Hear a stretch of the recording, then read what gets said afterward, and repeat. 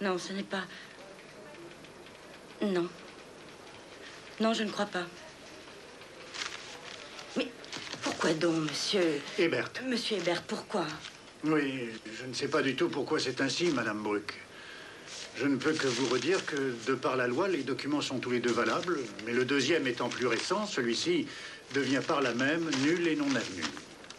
C'est la loi. C'est insensé, voyons. C'est impossible, c'est insensé d'être dénué de tout sentiment humain à l'égard de son seul fils. Gertrude, dis quelque chose au moins. Tu ne vas pas continuer à rester muette comme une carpe. J'ai été mariée plusieurs années avec ton cher frère, avec ton frère aîné. On peut dire que celui-là, tu le connais depuis 40 ans. Et franchement, tu trouves ça normal, ce qu'il m'a fait à moi et à son unique enfant? C'est normal, ça? Normal? Qu'est-ce que c'est normal? Moi, tout ce que je fais, c'est de respecter... Enfin, les dernières volontés de mon frère et les dispositions prises dans son testament. Quand on en bénéficie, c'est facile à dire. Ce n'est pas moi qui lui ai dicté. Il l'a fait tout seul. Il l'a signé seul. Un quart d'heure avant qu'il ne meure. De la même manière dont il est mort. Je ne peux pas comprendre. Et moi, pas davantage. Mais je ne veux pas le savoir. Et moi, je veux savoir. Et je trouverai.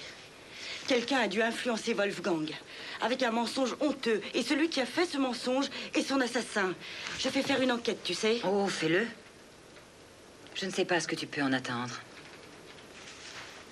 Je ne suis pas ici pour écouter des insultes.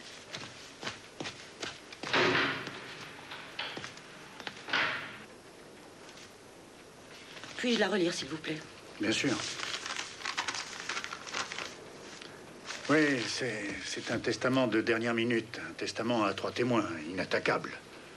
Fait en toute légalité.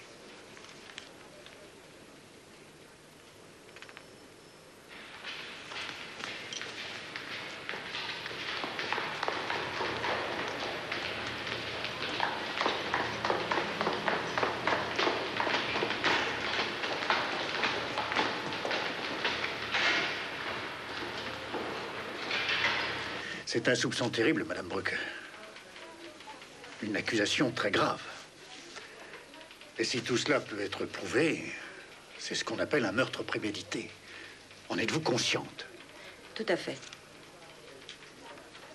Ils peuvent se retourner contre vous et vous attaquer pour diffamation. Mon opinion est faite. Les témoins qui ont contresigné le texte, les connaissez-vous personnellement? Ah oui, je les connais. Et vous ne semblez pas les apprécier beaucoup. Ça vous étonne? Ces 3 messieurs sont venus me voir la semaine dernière. Nous avons dressé 3 procès-verbaux qui confirment absolument le testament d'urgence. Oui, ça je m'en doute. Alors selon vous, on ne peut rien faire pour l'attaquer? On peut toujours contester un testament, Madame Bruck. Si vraiment on a d'excellentes raisons de le faire, et seulement dans ce cas-là, bien sûr. Et que me conseillez-vous? Oh, eh bien, si vous êtes tellement certaine de ce que vous avancez, allez voir de ce pas le procureur et déposez votre plainte. Ou encore, enfin, voilà ce que je vous conseille, laissez passer la nuit là-dessus et vous verrez demain.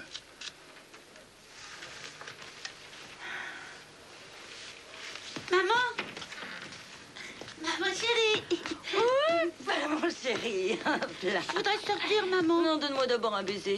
Il veut se promener. Qu'est-ce que je fais? Bon, d'accord. Mais tu sais qu'on mange à 6 heures, alors ne sois pas en retard.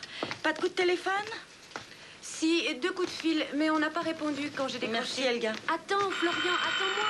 Mais ne va pas si vite. Allô? Allô? Bah, qui est là? Allô? Votre enfant est en bonne santé. Alors, faites le nécessaire pour que ça dure. Sinon, vous ne le reverrez jamais plus. Jamais plus. Allô? Vous êtes qui? Vous êtes complètement cinglé? On enlèverait l'enfant, ben oui, je vois, oui. Oui, naturellement, il faut prendre l'affaire au sérieux. Mais oui, monsieur le procureur, oui. Mais non, c'est rien, ça. Alors, il y a 4 semaines, un incendie s'est déclaré à Schwabing. Il y avait 4 personnes bloquées dans l'appartement pendant l'incendie, bloquées près de 10 minutes dans la fumée et les flammes. Ils jouaient aux cartes ce soir-là. Un groupe d'amis, apparemment. Alors, 3 d'entre eux ont été sauvés. Le 4e a été tiré des flammes par la grande échelle des pompiers, mais il est mort quelques minutes plus tard d'un arrêt du cœur. D'autre part, quelques minutes avant de mourir, il a entièrement déshérité sa femme et son fils unique en changeant le contenu de son testament. Et ceci au profit de sa sœur. Sa veuve affirme qu'il a été manipulé. Et son mari est mort assassiné, pense-t-elle. D'accord. Et c'est brévé dans le code pénal, les meurtres par cruauté mentale? Oh, bah tu sais, ça se fait beaucoup dans les littératures. Tiens, prends l'exemple de Shakespeare. Hamlet, le père est bien mort de cette façon-là.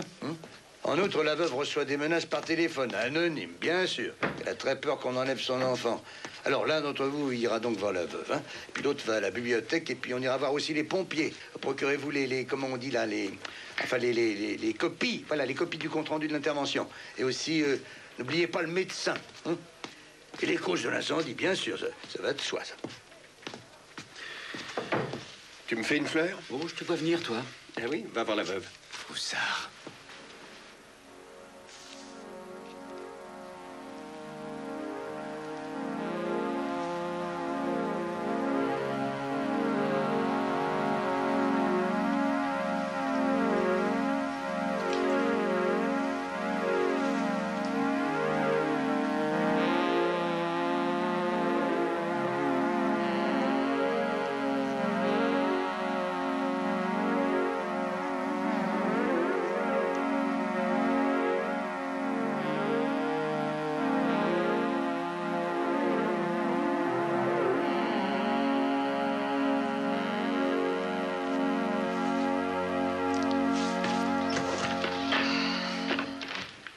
Madame Bruck, voici Monsieur Brenner qui travaille avec moi. Bonjour. Bon, alors, à l'époque de notre mariage, nous avions choisi la séparation de biens. C'est cela, voilà. Mon mari avait fait un testament, le voilà, selon lequel c'était moi et mon petit garçon, qui s'appelle Florian, les seuls héritiers des biens de toute sa fortune, tenez. Avec quelques clauses spéciales, évidemment, concernant sa sœur Gertrude. Jusqu'à présent, elle travaillait comme lectrice à l'édition. Elle devait faire partie de la direction et avoir un salaire plus important et une prime de participation. Oui, tout ça, c'est pas valable? Mais c'est là, vous permettez? C'est ce qu'on m'a montré quand je me suis présentée hier au bureau des successions. Oh, je ne comprends plus rien, moi, plus rien du tout. Moi, je connais très bien ce genre de testament. Paragraphe de ce 22 119 BDB. Eh ben, on appelle ça un testament à 3 témoins. Qu'il me déshérite, moi, on peut encore le comprendre. Nous n'avons été mariés que 5 ans. Il y avait une grande différence d'âge entre nous. Et oui, oh, bien sûr, notre union n'était pas toujours parfaite, je le sais. Mais son seul enfant, pourquoi le déshériter? Avez-vous une photo de l'enfant, madame Oui, naturellement. Bruck.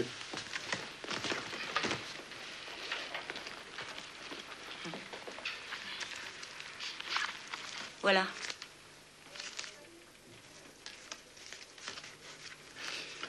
Et voici Wolfgang Bruck, le père de l'enfant.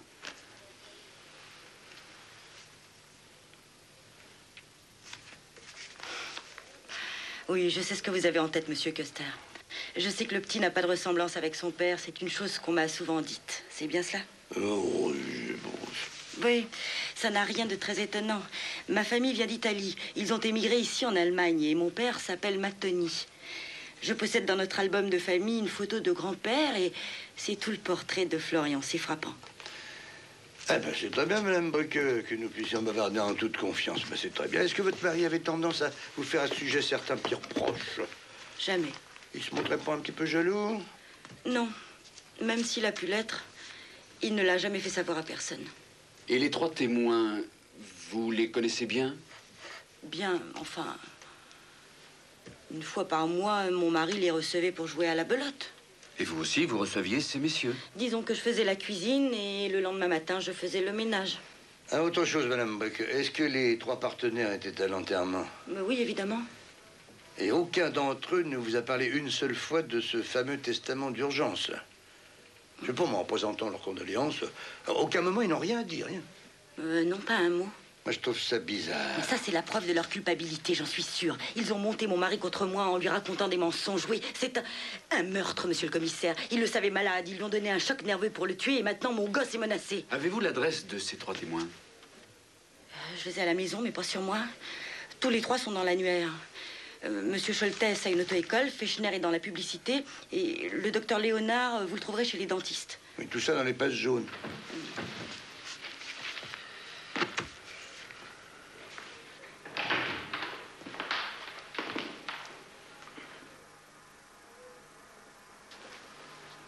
Vous pouvez passer avant moi. Non, non. Ça ne me dérange pas si vous voulez passer avant moi, monsieur. Non, merci. On a déterminé les causes de l'incendie? Oui. Un pochard a fumé dans son lit et s'est endormi avec sa cigarette. Oh, c'est pour des trucs à faire, ça. C'était au 3e étage, exactement sous l'appartement où il jouait aux cartes. Oh, d'accord, c'est bien, c'est bien. Vous avez rendez-vous? Non, non. Est-ce que le docteur est là? C'est pour une urgence, monsieur. Mais non, mademoiselle, pas du tout. C'est à vous, monsieur Fink. Le docteur va vous recevoir. Si vous voulez passer avant moi, monsieur. Allez, venez.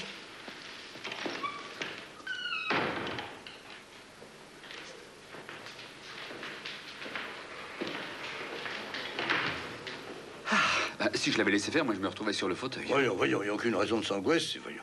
Alors, il est là? Oui, il est là. Il faut pas avoir mal aux dents.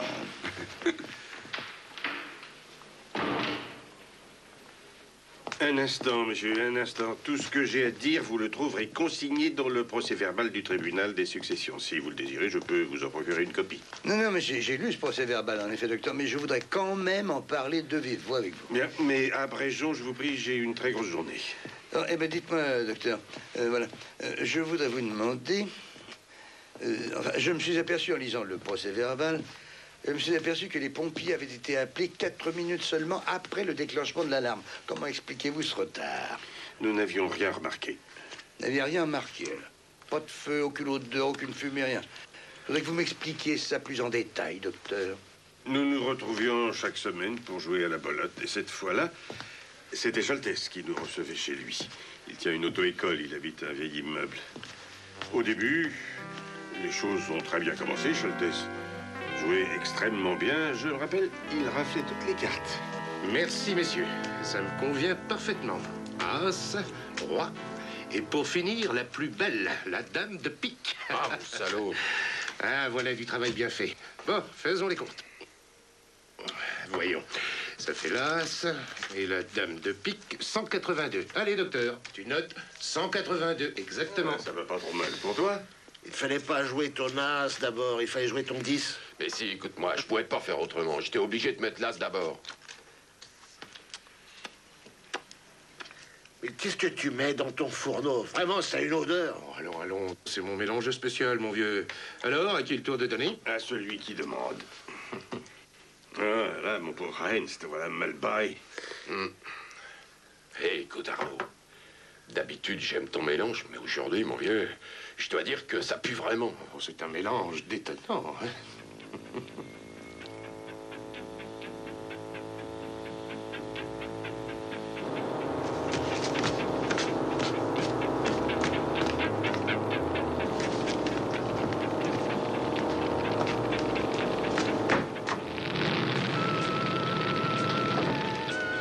Il y a le feu dehors. Qu'est-ce qu'il y a, mon Dieu? Oh merde, mais qu'est-ce qu'on va faire, le feu? Du calme, du calme. D'abord, il faut prévenir les pompiers, c'est le numéro 1. Et en numéro 2, si le téléphone marche. Oui, il a le téléphone. Mon téléphone. Oui. Oh merde, il faut aller mouiller la porte. Est-ce que t'as un seau, un tuyau, quelque chose de ce genre? Attends. Un baquet, oui, il y en a un dans la cuisine. Le téléphone. Dans la cuisine, j'y vais.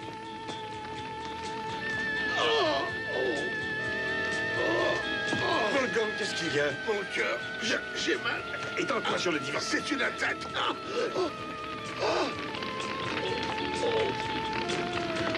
Là, viens. Viens détendre. Calme-toi. Ça va aller. Calme-toi, ça va passer. Reste là. Ça va passer. Allons, calme-toi. Déjà en route? Bon, écoutez, faites vite. On n'en sortira pas vivant. 4e étage. Non, il n'y a pas de blessé, pas encore. Mais nous avons un cardiaque et il n'est pas très bien. En fait, il va très mal, oui. Oui, bien. Oui, j'ai compris, mais je vous en prie, faites vite. Les pompiers sont en route. Le 3e étage est en feu. C'est comme des rats, en effet. Reste-t-on tranquille? Il faut qu'on garde notre calme, sinon c'est foutu. Ils vont trop tard, les pompiers. Du calme. 4 minutes, ils m'ont dit.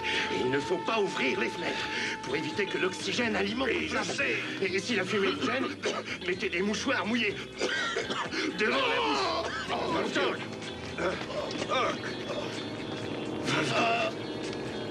Hens, ne reste pas là planté. Arnaud, va me chercher des compresses. Et j'ai pas de compresses Alors, dans la des maison. serviettes, débrouille-toi, trouve quelque chose. Du calme. Tout va s'arranger.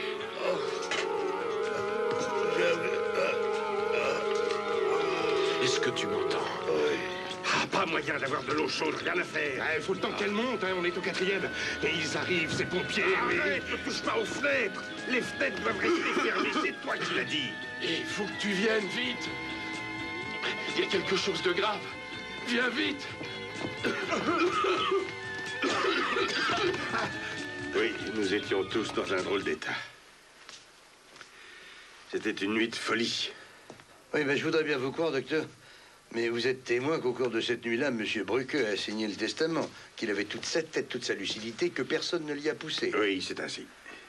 Avec l'incendie, il suffoquait, il devait manquer d'air, il avait sûrement très mal dans la poitrine et rien pour le soulager. Et la peur de la mort. Vous ne trouvez pas ça un peu bizarre? Le texte qu'il a dicté était parfaitement clair, et si jamais il a éprouvé de la peur, c'était l'idée de ne pas terminer ce testament qui devait le tourmenter. Enfin, comment expliquez-vous que dans les dernières minutes de son existence, un homme pense à déshériter sa femme et son enfant? Je me fiche pas mal de cette femme, commissaire. Et avec vos copains, vous en avez discuté? Ce ne sont pas des copains, juste un cercle de belote, c'est tout. Depuis les funérailles, je ne les ai même pas revus. Avec votre femme, je sais pas, peut-être... Qu'est-ce que ma femme vient faire là? Je vous saurais gré de laisser ma femme en dehors de cette affaire. Vous n'avez aucune raison de la mêler à tout cela. S'il vous plaît, c'est nous qui posons les questions. Mais interrogez-moi, mais laissez ma femme tranquille. Je vous prie de nous excuser, docteur, pour le dérangement et je vous remercie pour votre collaboration. Il n'y a pas de quoi, monsieur Custer. Non, laissez, je trouve la sortie. Docteur... Que voulez-vous encore? Vous n'appréciez pas beaucoup Madame Brucke, ou bien est-ce une idée fausse? À quoi bon le nier? Mais qu'est-ce qu'elle vous a donc fait? Je l'ai eue chez moi comme patiente à mon cabinet il y a plusieurs années. Il y a eu un problème. Mes soins ne lui convenaient pas. Et elle a prétendu que je lui avais arraché une dent saine au lieu d'arracher la dent infectée. Mais les deux dents étaient infectées parfaitement par les racines. Les radios le montrent bien d'ailleurs. Je les ai là. Je vais vous les montrer. Un instant. Voilà. Je vous en prie, venez par ici. Venez voir. Voilà. Regardez vous-même. Voyez? Madame Brucke a quand même changé de dentiste et elle m'a fait du tort en parlant à tous ses amis et connaissances. Mais vous ne pensez pas que juste pour cela, j'irai faire... Oh, monsieur le docteur, loin de moi cette pensée, j'en ai pas peur. Alors, combien de temps êtes-vous resté seul auprès de votre ami mourant pour lui donner des soins? Moi? Pourquoi? Quelqu'un a dû rester avec lui en attendant le médecin d'urgence par la grande échelle et vous êtes du corps médical, non? Oui, en effet, oui, je me suis occupé de lui. Mais pouvez-vous m'expliquer où vous voulez en venir avec toutes vos questions? Oh, il se pourrait très bien que l'un d'entre vous soit resté tout seul, même un petit moment, au chevet du mourant et lui fait part d'une chose horrible qui justifierait de faire un autre testament et aurait même pu provoquer un arrêt du cœur. Monsieur, voilà où je veux en venir, c'est tout. Mais c'est une horreur. C'est une horreur, ce que vous dites là. Ah ben oui, je le pense aussi, ce serait vraiment une horreur, si c'est vrai, évidemment. Quoi qu'il en soit, les deux autres partenaires de Belote, à votre avis, auraient-ils eu le temps de rester seuls avec le mourant pendant que vous étiez ailleurs? Oui, naturellement. L'un et l'autre a pu au moins une fois être seul avec Wolfgang. Combien de temps? Je me suis trouvé... J'ai été 2 fois voir dans la salle de bain pour prendre des compresses et des médicaments dans l'armoire à pharmacie. Et les 2 fois, l'un des deux était avec moi dans la salle de bain. Donc, il y avait dans les deux cas une éventualité de rester seul avec M. Bruck et de lui parler. Non? Vous en avez pour longtemps? Non, non, non, ça sera tout pour aujourd'hui. Voilà ma carte, docteur. Alors, si vous vous souvenez de quelque chose, au revoir. Mais qu'est-ce que tu as? Laisse-moi réfléchir, attends. Et combien de temps tout ça a-t-il duré, M. Scholtes? Je veux dire, depuis la découverte du feu jusqu'à l'arrivée des pompiers. Bon, alors voyons. Les pompiers sont arrivés au bout de peut-être, disons, 4 minutes. Mais attendez, le temps qu'ils installent l'échelle, vous savez, la grande échelle, ça a dû prendre, disons, peut-être un peu plus, 5-6 minutes. Enfin, je dirais, enfin, pour moi, ça a duré une éternité. Je suis très au courant de tout ce qui s'est passé au cours des 6 premières minutes. Jusqu'au moment où vous avez eu une discussion avec le docteur Léonard pendant que vous étiez avec lui dans la salle de bain. Une discussion? Avec moi? Ben oui, vous vouliez ouvrir une fenêtre dans la pièce avant l'arrivée des pompiers et vous a empêché de le faire. Ah oui, je vois, c'est ce qu'il vous a raconté, alors. Ben oui. Alors dites-moi, ce qui a pu se passer après cette discussion-là, au moment où il vous a enlevé de la fenêtre, enfin, qu'est-ce que vous avez fait, hein? Oui, oui, il m'a enlevé de là, oui. Et alors, la fumée a envahi toute la pièce. Et alors, à ce moment-là, j'ai versé un seau d'eau contre la porte. Oui.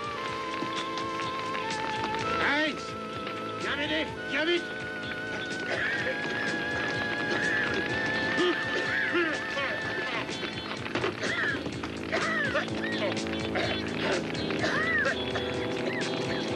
Tiens, Volkan. Où sont les médicaments? Tu n'en as pas toujours avec toi? En cas d'urgence. Où est le manteau? Où est-il? Dans l'entrée. Dans l'entrée. Ah. Attends, non. J'ai laissé dans la voiture. Oh. Tu as quelque chose dans ta pharmacie? Va voir dans la salle de bain. Oh, Wolfgang, reste calme. Tu es fou. Tu vois pas? Tu vas tous nous tuer. Il étouffe. Occupe-toi de cette porte. Vas-y, allez. Wolfgang, calme-toi. Il y en a plus pour longtemps. Reste bien calme là. Voilà, c'est bien. Qu'est-ce qu'il y a?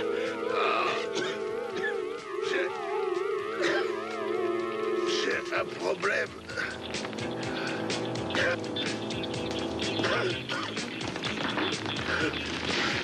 Venez, il veut quelque chose. Reste à côté de lui, il faut qu'il y ait toujours quelqu'un avec lui. Merde, la porte! La porte ne tiendra pas longtemps! Mais qu'est-ce qu'ils font, les pompiers? Ils vont arriver. Tu as trouvé quelque chose? Non, non, rien pour le cœur. Allez, va le voir, je te dis.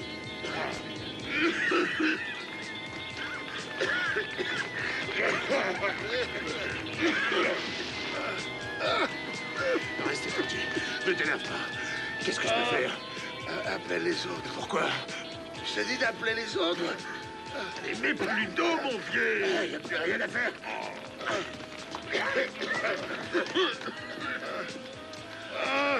Allez, bois ça. Là. Vous êtes mes amis. Il faut m'aider.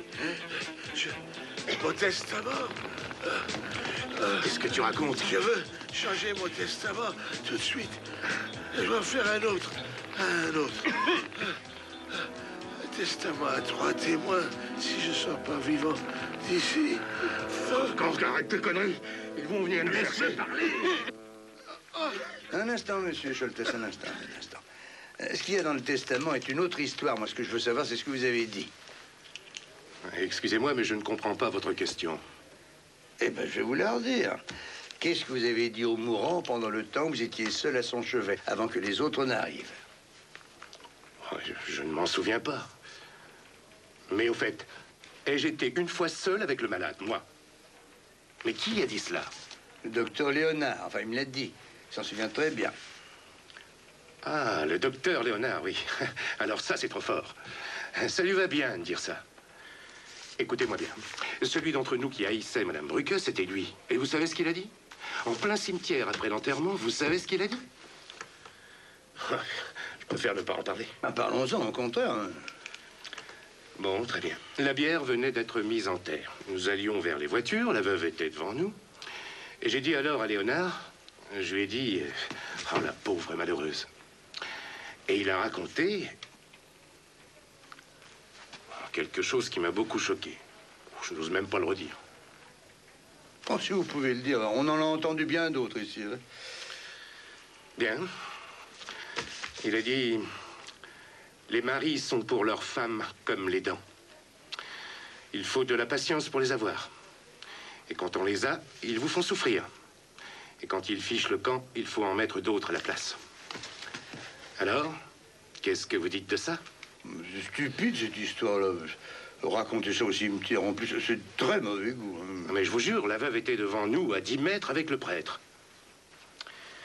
Bien, veuillez m'excuser, mais je ne peux pas rester. J'ai un élève à 10h30. Ah oui, c'est vrai, excusez-nous. Alors, en vous remerciant, monsieur... Scholtes. Oui, Scholtes, de votre obligeance. Ah, dites en fait, qu'est-ce que vous avez dit à monsieur Bruck quand vous étiez seul avec lui? Oh, mon Dieu. Mais j'essayais de le tranquilliser, j'essayais de l'apaiser. Ou alors j'épongeais la sueur sur son front. Ah, bah c'est bien, c'est très bien, ça. Mais vous êtes tout à fait formel lorsque vous dites que votre ami était en possession de tous ses moyens et qu'il a pu dicter et signer lucidement ce testament d'urgence. Je dis oui. Je suis formel. Oui, elle me fait pitié. J'arrive pas à comprendre comment Bruck a pu lui faire ça. Vraiment? Qu'est-ce que vous entendez par là? Expliquez-moi. Vraiment? Écoutez, j'ai déposé au tribunal de succession un procès verbal. Je l'ai bien relu et j'ai signé de ma main. Ah oui, j'en ai pris connaissance. Mais alors, il n'y a rien d'autre à ajouter. Excusez-moi, j'ai juste encore une petite question. Oui? Qu'est-ce que vous avez dit au malade quand vous étiez tout seul avec lui? Comment ça? Qui c'est qui a dit que j'étais seul avec lui? Le docteur Léonard. Il ferait bien de se taire, celui-là. Vous savez ce qu'il a raconté après l'enterrement? Oui, nous étions au cimetière. l'histoire du cimetière, je la connais, monsieur Fechner. Mais je voudrais savoir surtout si vous maintenez votre déposition selon laquelle vous êtes convaincu que votre ami défunt, monsieur Bruck, était en pleine possession de ses moyens. Mais bien sûr. Lorsqu'il a, devant les 3 témoins, dicté et signé son testament. Il était aussi sain d'esprit que vous et moi. Je suis formel, monsieur.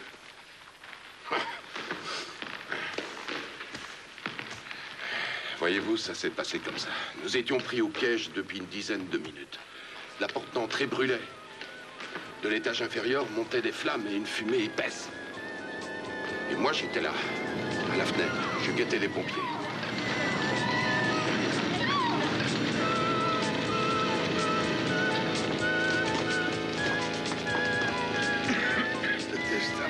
Le testament dans mon bureau n'est pas valable.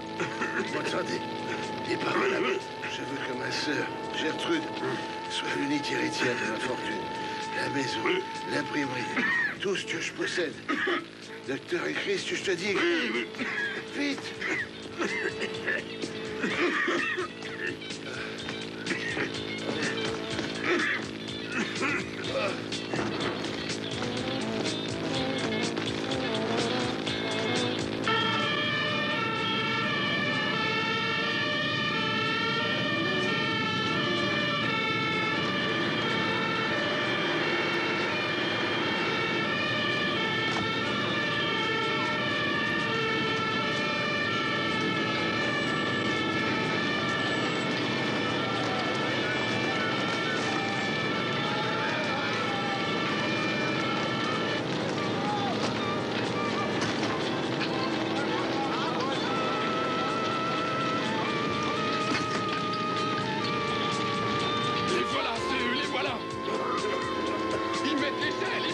Espérons qu'elle ne sera pas trop courte.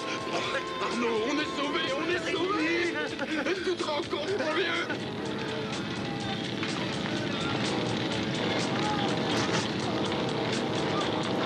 Allez, encore une fois. Le testament qui est dans mon bureau n'est pas valable. Mon unique sœur, Gertrude Bruck, doit être l'unique héritière de ma fortune. Donne-moi ça.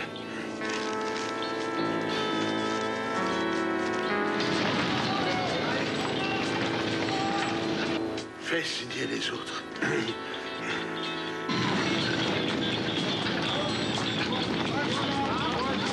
Voilà.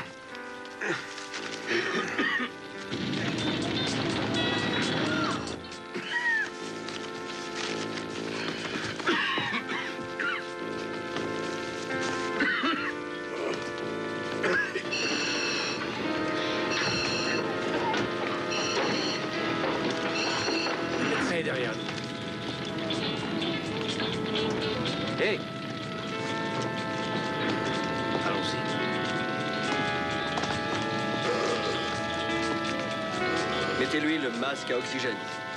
Couchez-le bien par terre.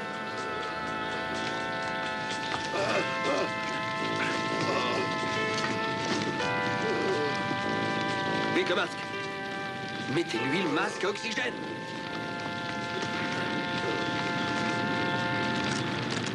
Envoyez l'oxygène. Envoyez la lance.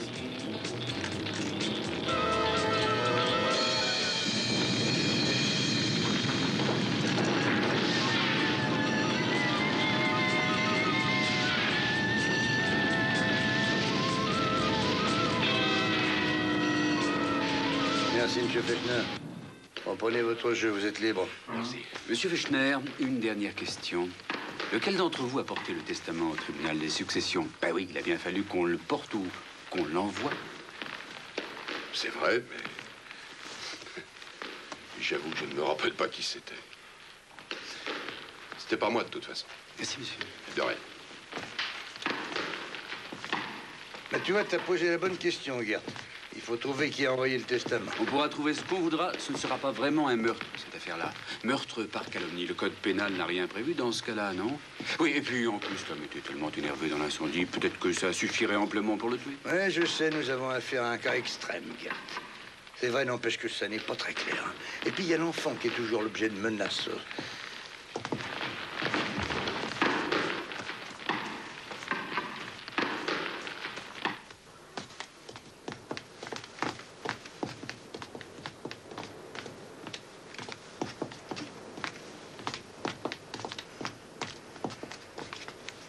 Où on met les boîtes, Madame Brugge? Vous les mettez là? Ah. Ou bien là? Ah, c'est à vous de savoir où c'est. Vous êtes la nouvelle patronne, faut nous dire ce qu'on doit faire, nous, hein. Laissez ça là, aujourd'hui, je vais réfléchir.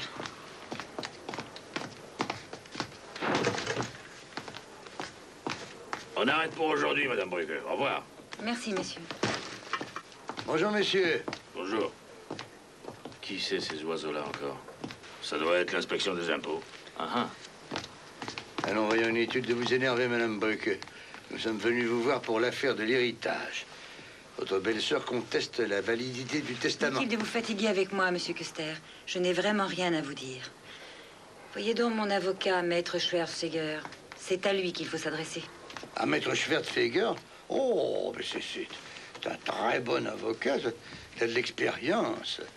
Vraiment, c'est un très bon avocat, oui. Toutes mes félicitations. Eh bien, je vous laisse. Alors, bonne soirée, madame.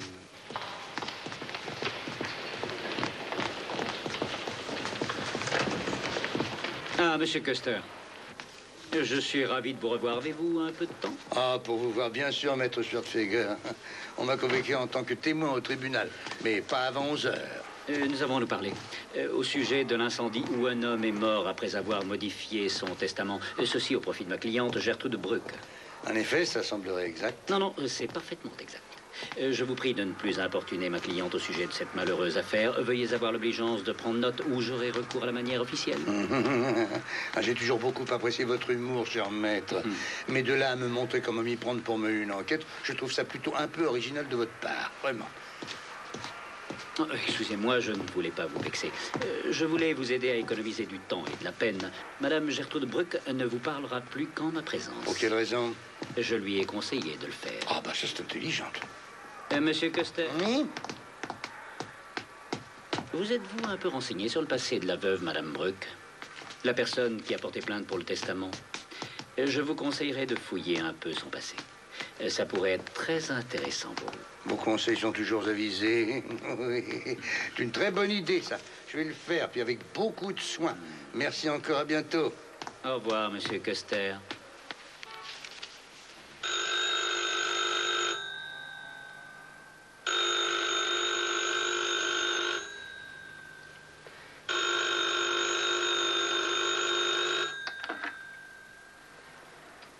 Allô, oui?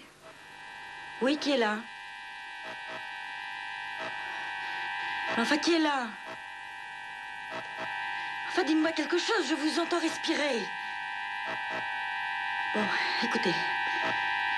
Si vous continuez vos plaisanteries, je vais appeler le commissariat. Si vous tenez à la vie de votre enfant, retirez la plainte déposée chez le procureur de la République. Avant demain midi. Demain midi, terminé.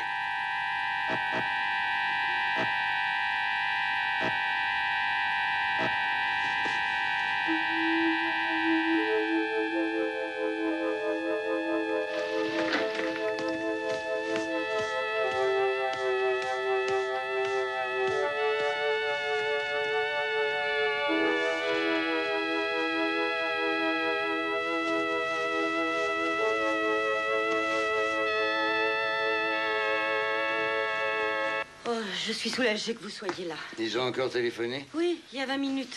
La même voix de robot, le même vocabulaire. Et que devient ma plainte? Vous avez découvert quelque chose? Oui, nous avons fait la connaissance des 3 témoins de votre belle-sœur. Il va falloir vous attendre à ce qu'ils déposent une autre plainte contre vous pour diffamation. Oh, ça m'est égal, monsieur Coster. Malgré tout, je maintiens ma plainte. Faites donc. L'un de ces messieurs a la mort de mon mari sur la conscience. Oui, mais la partie adverse va vous attaquer avec tous les moyens qu'ils posséderont. Ils vont sûrement pas prendre de gants avec vous, Madame Brück, croyez-moi. Ils vont essayer de vous faire du tort en fouillant dans votre passé. Et d'après mes renseignements, vous auriez travaillé en tant qu'hôtesse à Hambourg dans un établissement connu d'une certaine clientèle. Oui, je l'ai fait. Et qu'est-ce que ça peut faire? Oh, moi, ça me fait rien du tout. L'argent gagné là-bas m'a permis de me payer des cours d'interprète et j'ai pu continuer à faire des études. J'avais 22 ans. Et vous avez commencé à travailler... J'ai commencé comme secrétaire dans une agence. Oui, oui. Oh, c'est vrai, je menais joyeuse vie, je m'amusais. Mais je ne regrette rien. Ensuite, j'ai travaillé comme hôtesse, bilingue. Pour les salons, les foires, j'ai gagné ma vie avec ça. Et puis, il y a 6 ans, à la foire de Francfort, la foire du livre, j'ai rencontré Monsieur Brück qui avait un stand cette année-là. C'est comme ça que j'ai fait la connaissance de mon mari. J'avais 27 ans, il en avait 53. Nous nous sommes mariés. Je ne l'ai jamais regretté. Notre petit Florian aura 5 ans le mois prochain. J'ai fait de mon mieux. Je peux dire que j'étais une femme loyale. Au détriment de certaines personnes. Quelle personne? Arnaud Scholtes, par exemple, j'ai pris des cours de conduite avec lui. Mon mari avait tout combiné. Sans doute pour le remercier, il m'a proposé de coucher avec lui. Il était vexé que j'ai l'audace de refuser cet honneur. Il doit se prendre pour un don-juan. Je le trouvais abject. Et Monsieur Fechner? Sur lui aussi, il y a beaucoup à dire.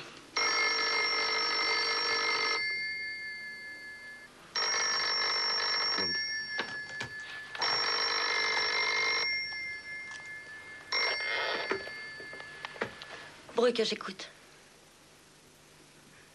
Enfin, répondez, dites quelque chose. C'est fini, il a coupé. Ah, c'était peut-être une erreur de numéro. Et pourquoi y aurait-il beaucoup à dire sur Monsieur Fechner? Ah, il travaille soi-disant en freelance dans la publicité. C'est mon mari qui l'a engagé au début. Et puis après, il voulait avoir un poste plus important. Chef au service publicité ou je ne sais quoi. Mon mari m'avait demandé de dire ce que j'en pensais. Je l'ai déconseillé. Mais pourquoi vous avez fait ça, vous? Ah, bon, lui aussi, probablement, il a voulu... Oui. Et d'une façon encore plus répugnante que son partenaire à la belote, Monsieur Scholtes. Et le dentiste, là? Le dentiste, lui aussi, là? Ah non, celui-là, non. Je me suis fâchée avec lui pour mes dents. Oh, j'ai tout simplement pris un autre médecin, mais lui, il en a fait une maladie. Et vous n'avez pas parlé à votre mari de ses partenaires aux cartes, non? Ben si, évidemment, je lui en ai parlé.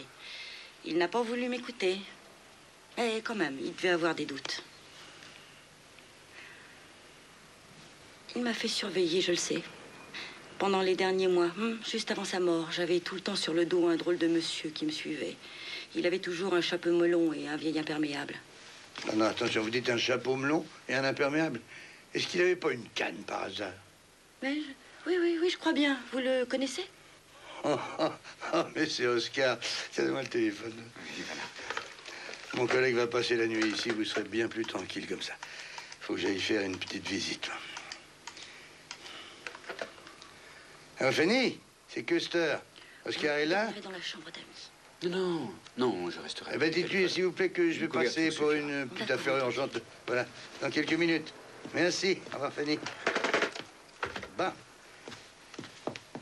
Non, non, vous dérangez pas, là. Oh, Madame Bruck, je trouverai bien la sortie tout seul. Au revoir. À bientôt. Merci. Au revoir. Bonne nuit. Bonne nuit. Eh oui, bonne nuit.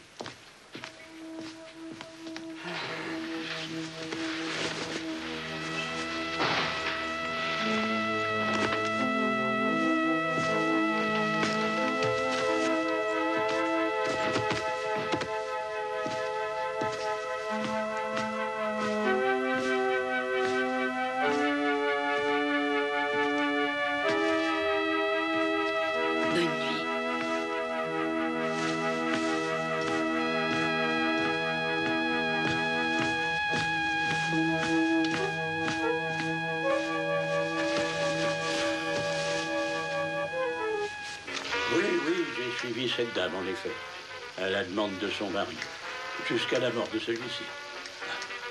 C'était un travail agréable. Et quel a été le résultat de la filature? Elle est aussi pure qu'une bonne sœur. Vous n'en voulez pas un peu, Monsieur Custer? J'en ai fait assez pour deux. Non, non, merci, Fanny. Le soir, j'évite de manger des pommes de terre sautées. Et est-ce que tu as fait peur à son mari du résultat? Oh oui, naturellement. Il était bien content de l'apprendre, vraiment content. Mais il m'a demandé de continuer, il voulait être vraiment sûr. Bon, ça peut se comprendre, mais j'ai été bête. Oui, j'ai été très bête de le faire, complètement idiot. Mais pourquoi tu dis ça? Il me doit encore bien 2000 marks. Oui, le forfait pour tout le mois. Et puis les frais. Et qui va donc les payer? Tu peux me dire, maintenant qu'il est mort? Qui ça, la veuve ou la belle-sœur ou l'assurance? Oscar, tu auras les 2000 marks, mon vieux. Moi, je te le garantis sur l'honneur, mais il faut que tu m'aides un petit peu, voilà. Dis donc, mais c'est vrai, Irvine? Oui, c'est vrai. Et pourquoi M. Bruck la faisait-il filer? Il a bien donné une raison. Enfin.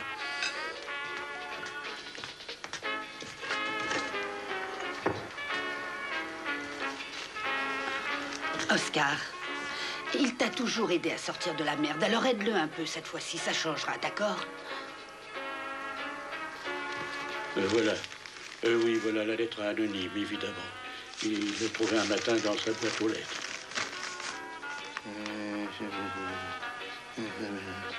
Oh. Oh, Oscar. Je crois bien qu'il va y avoir 3000 marks pour toi. L'affaire s'annonce très bien. Ah oui? Je prends la lettre avec moi. Oui. Allez, au revoir. Au revoir. 3000? Oh, eh bien, tu te rends compte, Oscar? Attends, j'y croirai quand je les aurai dans la main. Au fait, il reste des papiers. Oui, attends.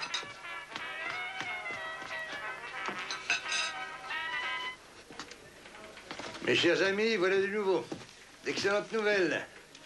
Une lettre anonyme à M. Bruck. Il y a 4 mois qu'il l'a eue. Ça tombe très bien. Nos techniciens ont trouvé en un quart d'heure les caractères majuscules qui appartiennent à une vieille machine Remington des années 1924 ou 1925.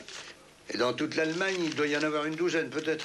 Et vous voulez qu'on retrouve cette douzaine? Oui, c'est comme ça. Mais avant, il faut voir ce qui est écrit là-dessus. Mais attends, lis-la, toi, t'as une belle voix, alors lis-la.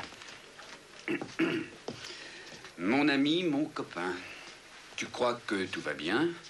Ta femme est une putain. Ça doit être ça, oui. Mon cher Marie Cocu, à qui ressemble ton fils? Un ami qui te veut du bien. Ça manque un peu d'élégance. Oui, mais grâce à cette saleté, on va pouvoir avancer. Allez, viens. Et où ça? Ben, on recommence le circuit du début. D'abord la veuve, et puis la belle-sœur, puis le dentiste, etc., etc. Et qui en premier? Ben, je viens de le dire, la veuve, enfin, ta veuve. Ma veuve? Mais c'est pas ma veuve. Bon, ben, c'est pas ta veuve, donc... Oh, ça, c'est un coup dur, un gros coup dur. Il va falloir que je prenne un cognac. Ne vous dérangez pas, je sais où il est. Merci.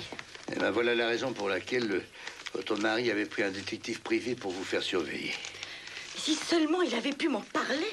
Ce message a été envoyé il y a 4 mois et 11 jours depuis Starnberg par la poste.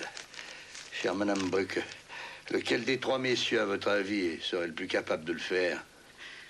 Mais je n'en sais rien, je soupçonnerais les 3. Merci. Et pourtant, Un agent de publicité aurait peut-être davantage d'idées de ce genre. Oh oui, mais je pense que parmi les dentistes, il y a aussi des poètes et des penseurs, et même un professeur d'auto-école peut être visité par l'inspiration poétique. Eh bien, on va s'en occuper. Au revoir, Madame Bruck. Au revoir, merci.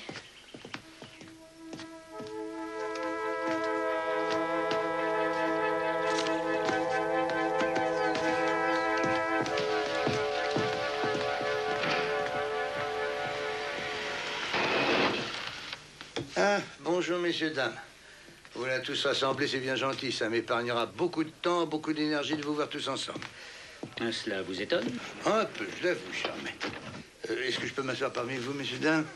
Est-ce surprenant que les victimes d'une révoltante campagne de calomnie veuillent se retrouver ici pour discuter ensemble de ce qu'il faudrait faire pour organiser la défense de toutes les personnes concernées? Ah, tout à fait. Franchement, je trouve ça un peu exagéré de parler d'une campagne de diffamation pour cette affaire de testament.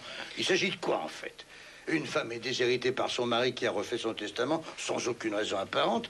Est-ce qu'elle n'a pas le droit de réagir? Ou bien doit-elle abdiquer sans se battre pour l'honneur du fils et du mari? Il est bien évident qu'on lui donne la part qui lui revient, c'est la moindre des choses. Moi-même, je suis d'avis de faire certaines concessions au nom de ma cliente. Merci, maître, mais Madame Bruck ne demande aucune concession. Ce qu'elle demande, c'est que justice soit faite. Et c'est pour ça que nous menons cette enquête, pour rien d'autre. Je porterai plainte officiellement contre cette femme et contre vous, monsieur Coster. Oui, vous la défendez avec tellement... C'est vrai, notre honneur est en jeu. Je demande chaque fois, pour quelle raison? On est entendu passer pour... Un instant, messieurs. Vous savez qu'à l'effet, on vous enquête sur l'environnement social des gens, monsieur Coster, sur les patients qui viennent au docteur Léonard, sur les élèves de conduite de monsieur Scholtes, sur la carrière de Fechner. Vous faites des dégâts, je vous assure, et cela risque de vous retomber dessus si vous persistez dans votre action. Alors, qu'est-ce que vous me conseillez dans ce cas-là, monsieur? Vous laissez tomber votre enquête. Vous dites à la veuve de retirer sa plainte contre X, et toutes ces calomnies qui font du tort à tout le monde et ne lui apportent rien. Une voix de robot le lui a déjà conseillé. Une quoi? Un robot, oui, un robot qui lui parle. Quelqu'un qui l'appelle au téléphone sur le coup de minuit, et ça tous les jours, pour lui conseiller de faire ce que vous dites, avec des menaces contre la vie de son petit garçon. Qu'est-ce que vous en dites? Parce que vous voudriez peut-être insinuer qu'un de mes clients, en supposant... C'est insensé. Que l'imagination ignore et puis quoi encore? Alors, maître, je crois que je vous dois une explication. Pour que vous compreniez les raisons qui me poussent à terminer mon enquête, ce que je vais vous montrer n'a rien de bien réjouissant.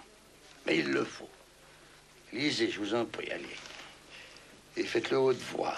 Pour tout le monde. Mon ami et copain, tu crois que tout va bien? Ta femme est une putain. Mon cher Marie Cocu, à qui ressemble ton fils?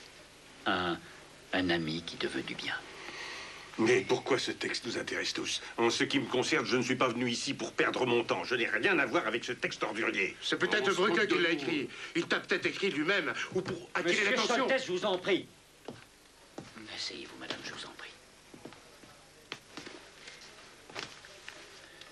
Monsieur Coster, d'où tenez-vous ce message? Eh bien, ce message a été posté il y a 4 mois à Steinberg. C'est caché de la poste qui en fait foi. C'est ce qui a poussé, à ce moment-là, M. Bruck à engager un détective privé dans le but de faire surveiller sa femme, et il n'a rien trouvé. L'original du message m'a été remis, ça c'est une copie. Demain, avec nos techniciens, dans nos laboratoires, nous allons commencer à étudier en détail au microscope, etc., etc. Mais qu'attendez-vous de ces recherches? Énormément. Fabricant du ruban, fabricant du papier, caractères abîmés. Nous connaissons la marque de la machine, une Remington datant d'avant-guerre. Et si nous la trouvons, nous trouvons le poète aussi, car celui qui a écrit il y a 4 mois ce joli poème est également l'auteur d'insinuations malhonnêtes, chuchotées au cours des dernières semaines à l'oreille de M. Bruck. Et c'est lui qui a provoqué sa mort. Au revoir, messieurs, dames.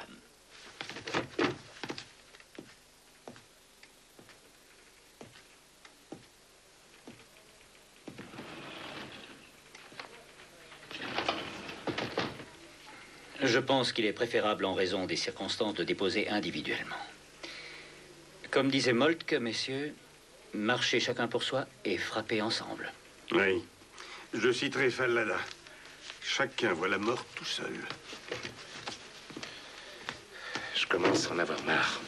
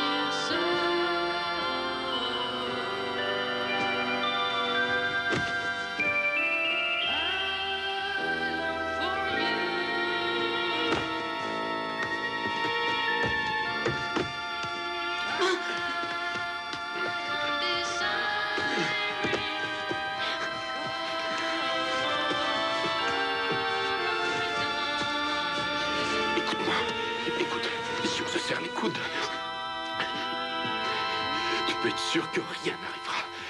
Il ne peut rien se passer, rien, crois-moi. Viens, chérie, sois calme. Je suis avec toi.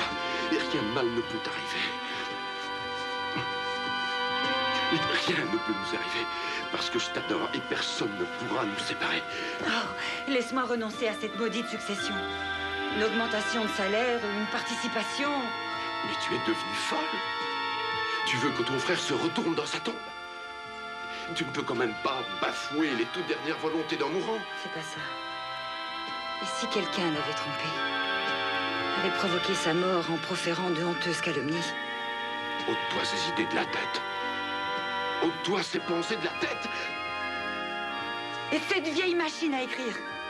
Qui a écrit sur cette vieille machine?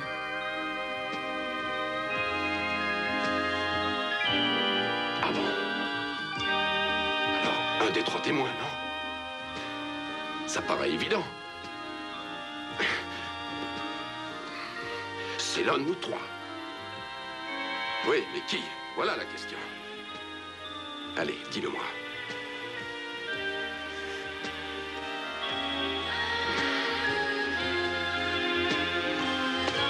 Qu'y a-t-il? Je ne veux pas qu'on m'accuse. Alors, si ce n'est pas toi, jure-le. Jure-le.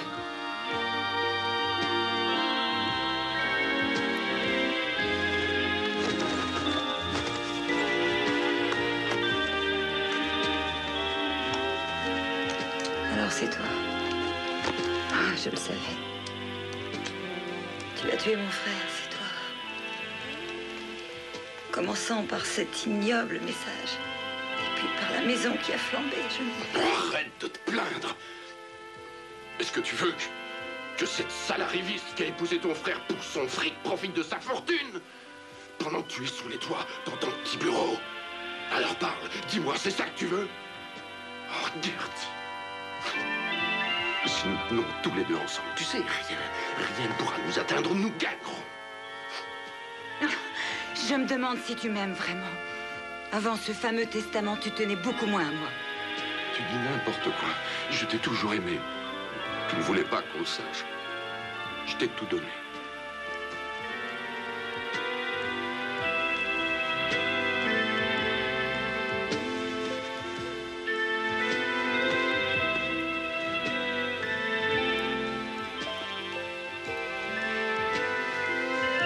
Je ne peux vraiment pas faire plus.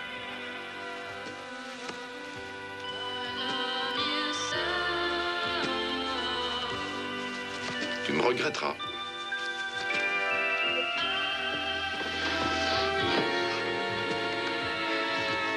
Tu me regretteras, tu verras.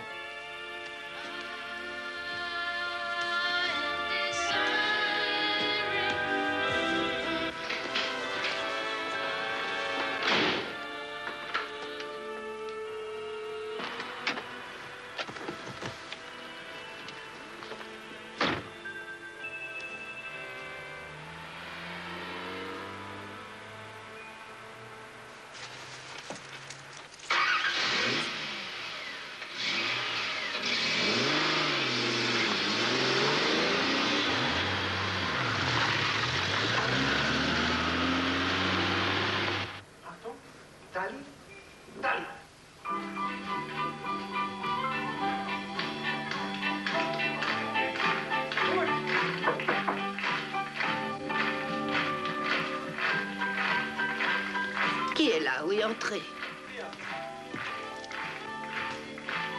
Grand-mère, chut.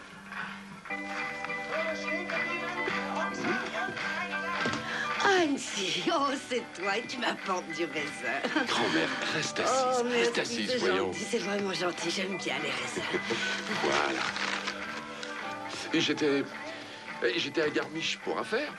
Et sur la route, j'ai pensé, il faut que j'aille voir ma petite mamie avant de rentrer. Tu es gentil. Ah, grand-mère, dis, tu vas bien? Et tes jambes, ça va? Ah oui, ça va, les jambes, ça va plutôt mieux. C'est la tête qui s'en va. Allons, Maintenant, allons, je ne sais plus ce que allons. je fais.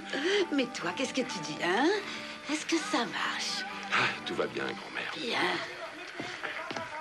Mais dis-moi, tu penses à trouver une femme à ton goût, sérieuse et jolie.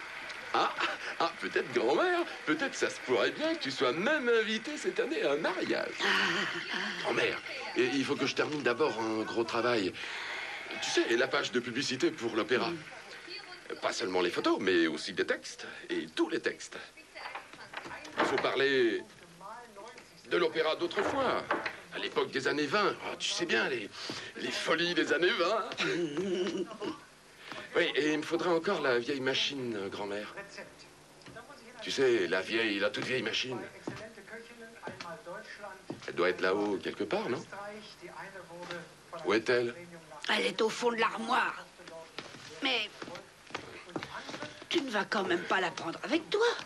Dis-moi, tu pourrais peut-être écrire ça ici, chez moi, non, grand-mère, il me la faut au moins pour 3 ou 4 jours. C'est du travail, tu sais. Mais quand je reviens lundi prochain, je te la rapporte, hein, c'est promis. Et elle retournera dormir tranquillement dans son armoire. N'oublie pas qu'il s'agit d'un souvenir très ancien de grand-père. T'inquiète pas, je te la rapporterai. Et voilà, tu manges tes raisins et je t'en rapporterai aussi. Ouais. C'est ça.